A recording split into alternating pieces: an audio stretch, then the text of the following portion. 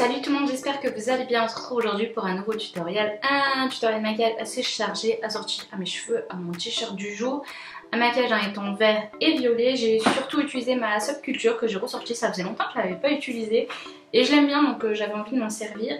Et j'avais surtout envie de me servir de ce produit là que j'avais acheté sur Kiko. C'est des fards liquides, mais finalement je suis pas convaincue par le résultat. D'ailleurs c'est déjà en train de se barrer, ça fait un effet dégueulasse. Je pense pas que vous le voyez vous là en caméra. Je me suis même pas si je vais avoir le temps de faire les photos avec. Ça fait un truc dégueu. Bon bref, finalement je l'aime pas du tout. Je vous laisse quand même avec le tuto parce que le rendu j'aime bien. Mais voilà, le produit Kiko à bannir. Chut, poubelle.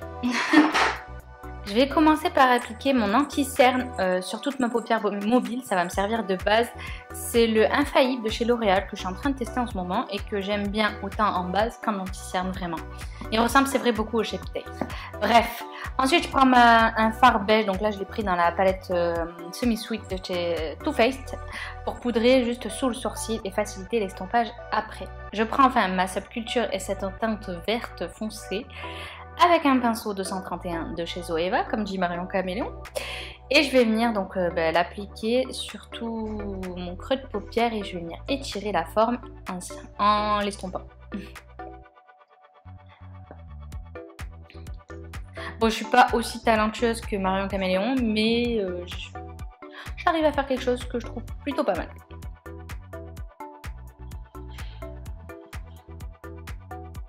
Je vais aussi venir en mettre du coup dans le coin externe. Je vais faire vraiment... je veux que ça soit vraiment intense. Ensuite, je prends cette teinte qui est plutôt vert kaki olive. Et ça va me servir à estomper le vert précédent.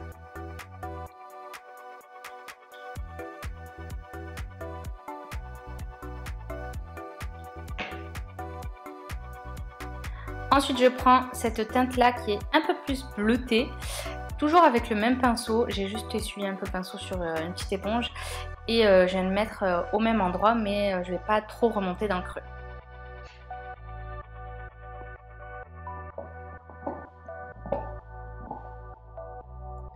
Une fois que j'ai fait ça, j'ai nettoyé ma paupière avec l'anti-cerne comme toujours et un pinceau plat, synthétique et propre. Ensuite, je prends donc ce fard de chez Kiko. Donc, il y a un côté mat et un côté lumineux. Donc là, je prends le côté mat. J'aurais pu peut-être faire le Code Crisca avec ça, je sais pas. Mais bref, du coup, là, je l'applique en tapotant légèrement dessus. Et je vais prendre ensuite la matière sur un autre pinceau plat synthétique. Et je vais repasser par-dessus mon Cut Crease.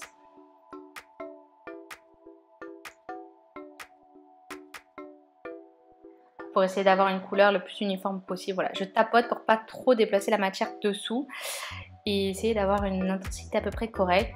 Et je reprends le pinceau 231 sans matière et j'estompe sur les côtés avant que ça sèche pour fondre les couleurs entre elles. Comme je trouvais que c'était pas assez violet, j'ai pris ma White Chocolate Bar et j'ai pris donc la teinte Lavender, donc qui est le parme aussi de la palette, que j'ai appliqué par-dessus. Et je vous disais en début de vidéo que ça avait craquelé et je pense que c'est dû au fait que j'avais mis le Cut Crease en anti-cerne, enfin l'inverse quoi. J'avais fait un Cut Crease avec l'anti-cerne, ensuite j'ai mis la matière, ensuite j'ai mis de la poudre et c'est pas fini. Donc forcément ça a fait beaucoup de matière. Là j'ai repris un peu la teinte olive de la palette Subculture pour dégrader les couleurs. Là je prends un liner vert que j'avais eu sur le site Shop Miss A, donc c'est tous les produits à 1$. C'est un liner que j'aime bien, qui est très pigmenté et en plus qui craquelle pas. Donc franchement plutôt pas mal. Il faudrait que je refasse une commande sur ce site parce qu'il y a quand même de jolies petites choses et vraiment pas cher puisque ça coûte tout 1$ quasi. Sauf les petits kits peut-être qui sont un peu plus, mais il y a plusieurs produits. Ensuite on reprend la teinte qui est plus vert bleu foncé et je vais l'appliquer en racine avec un petit pinceau précision. J'hésite pas à remonter dans le coin externe pour bien relier les deux ensemble. Je reprends la teinte Destiny pardon, qui est la teinte kaki violet, olive pardon, et j'estompe encore une fois.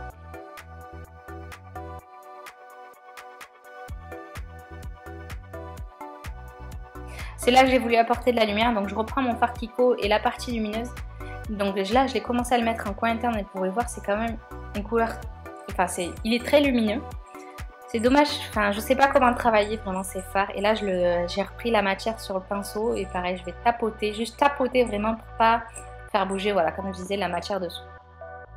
Peut-être j'aurais pu me passer de cette étape et le maquillage aurait été plus joli, je ne sais pas. Donc là je prends le crayon violet Parme de chez Colourpop. Je vous mets de toute façon toutes les références des produits que j'ai utilisés dans la barre d'infos comme d'habitude. Donc ça je le mets en muqueuse. Ensuite, je prends la teinte All Star qui est un bordeaux.